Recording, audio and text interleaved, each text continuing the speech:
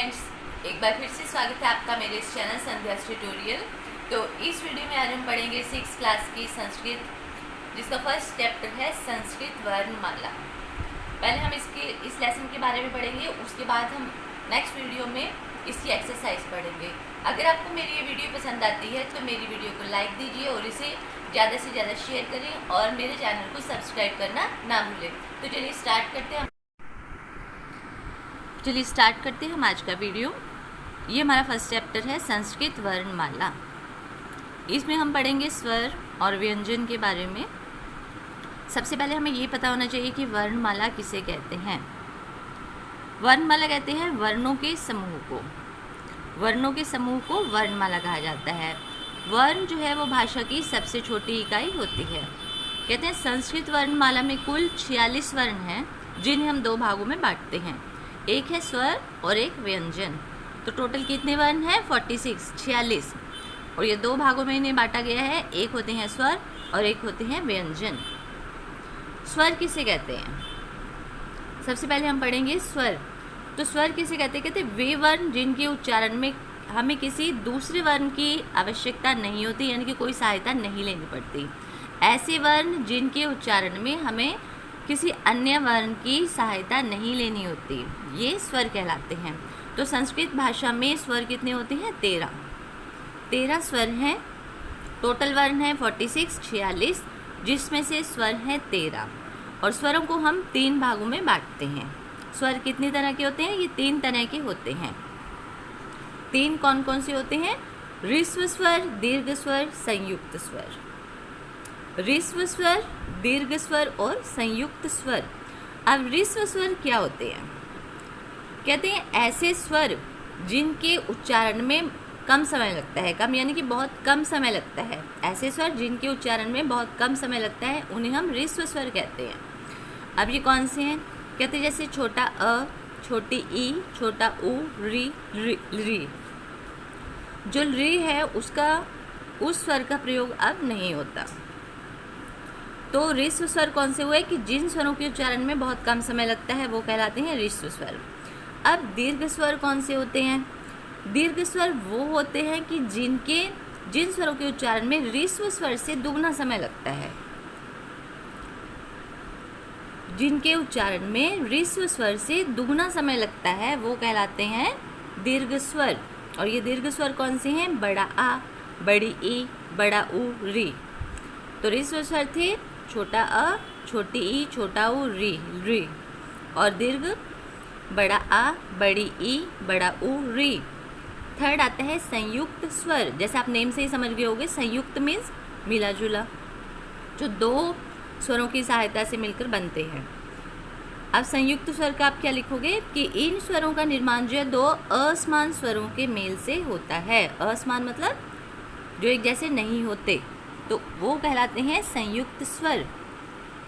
संयुक्त स्वर क्या होते हैं? कि इन स्वरों का निर्माण 2 असमान स्वरों के मेल से होता है, ये कहलाते हैं संयुक्त स्वर।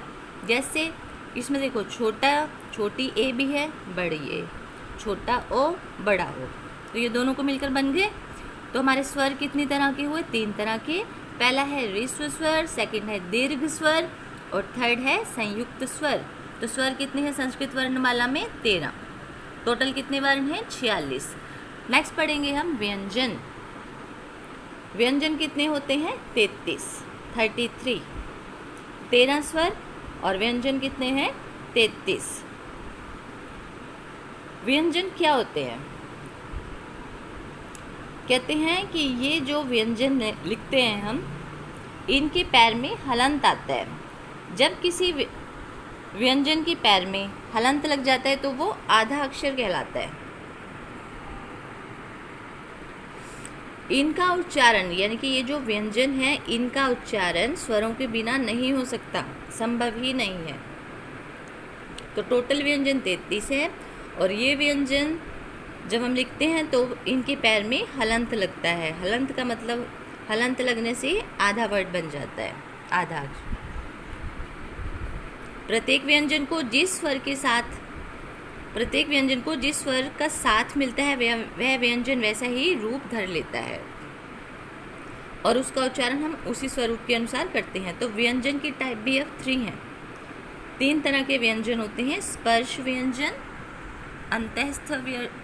अंतस्थ व्यंजन और ऊष्म व्यंजन। स्पर्श व्यंजन क्या होते हैं? ये क से लेकर म तक होते हैं, क से लेकर म तक। और इन सभी व्यंजन के पैर में आप देखो हलंत लगा हुआ है। तो स्पर्श व्यंजन क्या होते हैं? कहते हैं क से म तक कुल ये 25 व्यंजन हैं जो स्पर्श व्यंजन कहलाते हैं। और इनको हम स्पर्श व्यंजन क्यों कहते हैं? कि क्योंकि इनका उच्चारण करते समय जो हमारी जीभ है वो मुंह के अलग अलग स्थानों को स्पर्श करती है, टच करती है, तो इसलिए ये कहलाते हैं स्पर्श व्यंजन। जैसे आप बोल कर देखो, त, थ, द, ध, ये आपकी जीभ जो है मुंह के अलग अलग हिस्सों को टच कर रही है, इसलिए ये टच करती मतलब स्पर्श करती है, तो इसलिए ये क्या कहलाते हैं? स्पर्श व्यंजन। ये 25 होते हैं और क से म तक ही स्पर्श व्यंजन होते हैं, क से लेकर म तक। नेक्स्ट देखते हैं हम अंतस्थ व्यंजन। अंतस्थ व्यंजन, अंतः का अर्थ होता है भीतर यानी कि अंदर। तो ऐसे व्यंजन जिनका उच्चारण करते समय जो व्यंजन मुंह के अंदर ही रहें, कहते हैं उच्चारण के समय जो व्यंजन मुंह के भीतर ही रहें उन्हें हम अंतस्थ कहते हैं। जैसे इन्होंने उदाहरण दी है य, र, ल, व। तो जब हम इनका उच्चारण करते हैं ये मुंह के अंदर ही रहते हैं। थर्ड आता है ऊष्म व्यंजन। ऊष्म का अर्थ क्या होता है? गर्म। तो कुछ व्यंजन होते हैं जिनके उच्चारण में मुंह से गर्म वायु निकलती है। अब वो कौन कौन से हैं? जैसे श शलगम वाला, श दोनों ही श हैं षटकोण वाला, स, ह। तो आपने देखा कि इनका उच्चारण करते समय मुंह से गर्म हवा निकलती है, इसलिए ये कहलाते हैं ऊष्म व्यंजन, इसलिए इनका नाम पड़ा है ऊष्म व्यंजन। आपने देखा सभी व्यंजनों के पैर में हलंत लगा हुआ है। तो कितनी तरह के हमारे व्यंजन हो गए? पहला है स्पर्श व्यंजन, दूसरा है अंतस्थ व्यंजन और तीसरा है ऊष्म व्यंजन। तो ये आपको क्लियर हो गए होंगे। स्पर्श व्यंजन कौन से हो गए? कि जिन व्यंजनों का उच्चारण करते समय जो हमारी जीभ है वो मुंह के अलग अलग भागों को स्पर्श करती है। अंतस्थ मतलब जिन व्यंजनों का उच्चारण जो होता है वो मुंह के अंदर, वो व्यंजन मुंह के अंदर ही रहते हैं उच्चारण के समय। ऊष्म कि ऐसे व्यंजन जिनका उच्चारण करते हुए मुंह से गर्म वायु निकलती है। 3 तरह के व्यंजन हो गए। तो टोटल कितने हो गए हमारे? ये 46 वर्ण हो गए, जिसमें से 13 स्वर है और 33 क्या है? व्यंजन। स्वर और व्यंजन। नेक्स्ट आता है अयोगवाह। अब अयोगवाह क्या है? एक है बिंदी जिसको हम कहते हैं अनुस्वार, और एक है विसर्ग। आपने देखा होगा कई वर्ड आप यूज़ करते हो जो पीछे हम 2 बिंदु लगाते हैं उनको हम विसर्ग कहते हैं। ये बहुत यूज़ होते हैं संस्कृत में। कई वर्ड आप लिखते हो जैसे प्रातः, बालकः, कई वर्ड आप लिखते हो उसमें पीछे आप लगाते हो 2 बिंदु यानी कि विसर्ग। तो ये अयोगवाह है। कहते हैं ये ऐसे चिन्ह हैं जिनका प्रयोग स्वतंत्र रूप से नहीं होता, अतः ये वर्णमाला में नहीं है। ये चिन्ह न तो स्वर हैं और न ही व्यंजन, फिर भी ये लेखन में आते हैं, लेखन में काम आते हैं। विसर्ग का प्रयोग तो संस्कृत में बहुत ही अधिक होता है। अनुस्वार और विसर्ग ये ऐसे चिन्ह होते हैं जिनका जो ना तो ये स्वर में काउंट होते हैं और ना ही हम इनको व्यंजन में काउंट करते हैं, लेकिन लिखते हुए इनका प्रयोग बहुत होता है। ये हो गए हमारे अयोगवाह। नेक्स्ट आता है संयुक्त व्यंजन। संयुक्त व्यंजन क्या होता है? कि वो व्यंजन जो 2 व्यंजनों के मेल से बनते हैं, वो व्यंजन जो 2 व्यंजनों के मेल से बनते हैं। जैसे क्ष है, ये क्ष कैसे बनता है? क श षटकोण वाला। अगर हम क्ष लिख कर देखें, क प्लस श प्लस अ, क पैर में हलंत है, ये व्यंजन है, श व्यंजन है और अ क्या है, स्वर। तो ये क्या बन गया, क्ष। अब क्ष का कोई वर्ड है जैसे कक्षा, रक्षा। ज्ञ कैसे बनता है, ज्ञ, ज प्लस अण प्लस अ, जमा भी कह सकते हो, ज जमा ण जमा अ, ज्ञ। प्र कैसे बनेगा, तो ये हमारे सब क्या है, संयुक्त व्यंजन जो दो व्यंजनों के मेल से बनते हैं। जैसे प्र है, प जमा र जमा अ, प्र से बनाई। प्रतीत, प्रकाश, कई वर्ड होते हैं। प्रसन्न। अब है एक आता है त्र कैसे बनता है, त जमा र जमा अ, त जमा र जमा अ, त्र। पत्र, सूत्र। अब ध्यय, एक होता है ध्यय, ध्यय कैसे बनता है, द जमा य जमा अ, ध्यय, विद्या। जिह्वा, जिह्वा में जो वर्ड यूज होता है ह के पैर में व है, तो ये कैसे बनेगा, ये भी दो अक्षरों से है, ह जमा व जमा अ, जिह्वा। श्र, एक वो होता है श्र, श्र बनेगा श जमा र जमा अ, श्र, श्रम, श्रमिक। एक होता है ध यानी जैसे बुद्धि, बुद्धि में जो द है, द के पैर में आधा ध आता है, द जमा ध जमा अ, ध, बुद्धि। इसके बाद हम पढ़ते हैं वर्ण विच्छेद। वर्ण विच्छेद क्या होता है, कहते स्वर और व्यंजनों को आपस में अलग अलग करने की क्रिया को हम वर्ण विच्छेद कहते हैं। हम स्वर को भी अलग करेंगे और व्यंजनों को, यानी कि दोनों को जब हम अलग करते हैं एक शब्द में से, एक वर्ड से, तो स्वर और व्यंजनों को जब हम इनको अलग अलग करके लिखते हैं वो कहलाता है वर्ण विच्छेद। जैसे बालक है, अब बालक कैसे लिखते हैं, वर्ण विच्छेद करेंगे, ब आ है ना, आ, बा, ब जमा आ, ल जमा अ, व्यंजन प्लस क्या है, स्वर, क जमा अ, ये क्या बना, बालक। अब पीछे अ है, छोटा अ, तो ये क्या बना हमारा, अकारांत, अकारांत। अब जैसे बालिका, बा है, बा, ब प्लस आ, ली, ल को छोटी की मात्रा है तो ल जमा छोटी ई, क जमा आ। अब एंड में देखो आ गया तो आकारांत, अ आया था पहले अकारांत, आ आया तो आकारांत।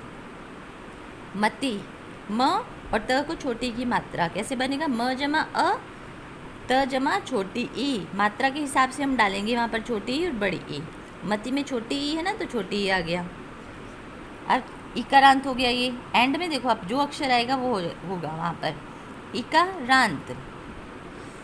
नदी, नदी में बड़ी ई की मात्रा है, न जमा अ जमा द जमा बड़ी ई, इसलिए नदी में बड़ी ई की मात्रा है तो बड़ी ई आया, ये क्या बन गया, बड़ी ई से इकारांत। नेक्स्ट वर्ड है धेनु। अब धेनु, न को छोटे ऊ की मात्रा, ध जमा ए, छोटी ए की मात्रा है ना, छोटी ए, न जमा छोटा ऊ, क्योंकि न में भी छोटे ऊ की मात्रा है तो क्या इस तरह से हम लिखेंगे, ध के ऊपर छोटी ए है जमा छोटी ए, न के पैर में छोटे ऊ की मात्रा है तो न जमा छोटा ऊ। अब एंड में क्या है, छोटा ऊ, छोटे ऊ से क्या आया, उकारांत। वधु, वधु में देखो ध को बड़े ऊ की मात्रा है, व जमा अ, ध जमा बड़ा ऊ, बड़ा ऊ है तो पीछे क्या आ गया, उकारांत। पितृ, त के पैर में री है, प को छोटी की मात्रा, प जमा छोटी ई जमा त और जमा री, ऋषि वाला, तो ये क्या बना हमारा, रिकारांत।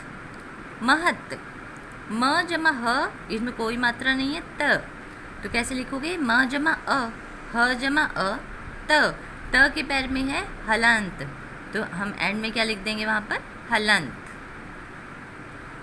नेक्स्ट है वर्ण संयोग, या ये तो वर्ण विच्छेद था जब हमने स्वर और व्यंजन को अलग अलग किया। अब वर्ण संयोग में क्या करेंगे, हम इनको इकट्ठा करके लिखेंगे।